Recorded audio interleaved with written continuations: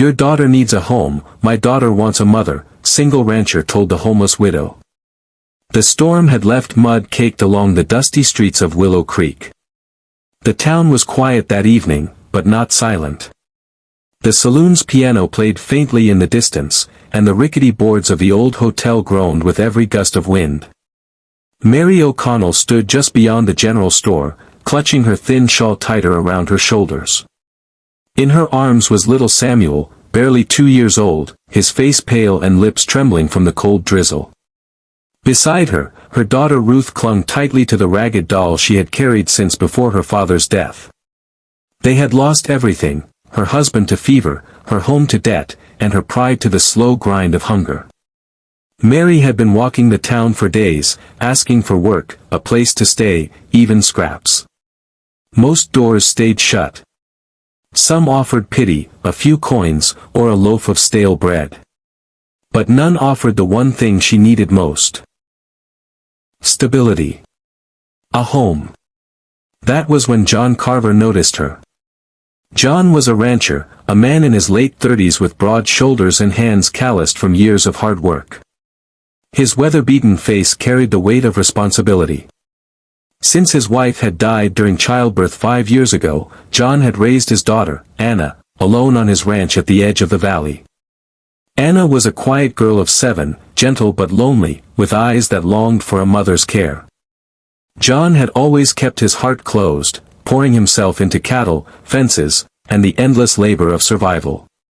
But when he saw Mary standing in the rain, her children pressed against her like fragile birds trying to escape the storm, something stirred in him. He saw not just need, but a strength beneath her exhaustion, a will to keep going despite every reason to give up. He approached her slowly, his boots splashing in the mud, his rifle slung across his back. Anna trailed beside him, her small hand wrapped around the hem of his long coat. Mary stiffened when he stopped a few feet away. She had learned to be cautious of men who offered help. Too often it came at a price she could not pay. John held out his hand, his voice steady but gentle. "Ma'am," he said, "your daughter needs a home. My daughter wants a mother." Mary blinked, uncertain if she'd heard him right.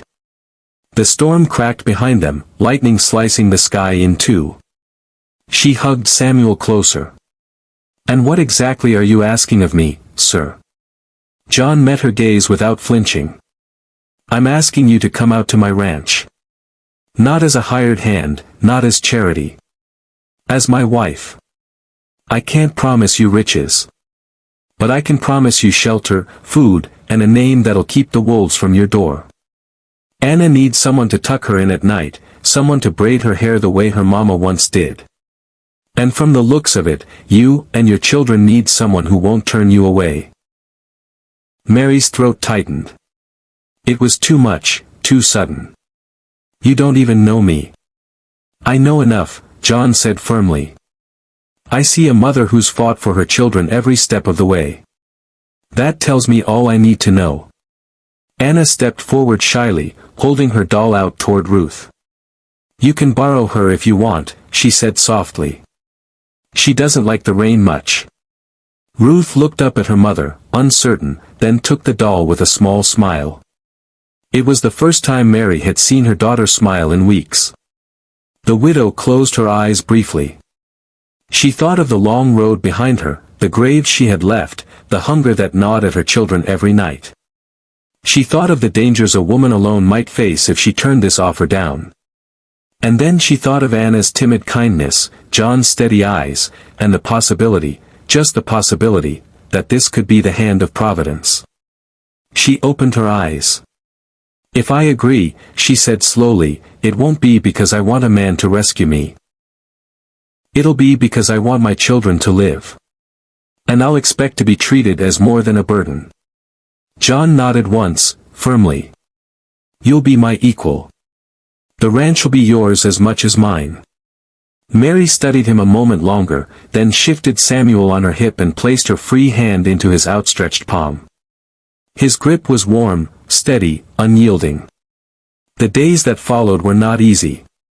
Moving to the ranch meant long hours of work, feeding chickens, milking cows, mending clothes by lantern light.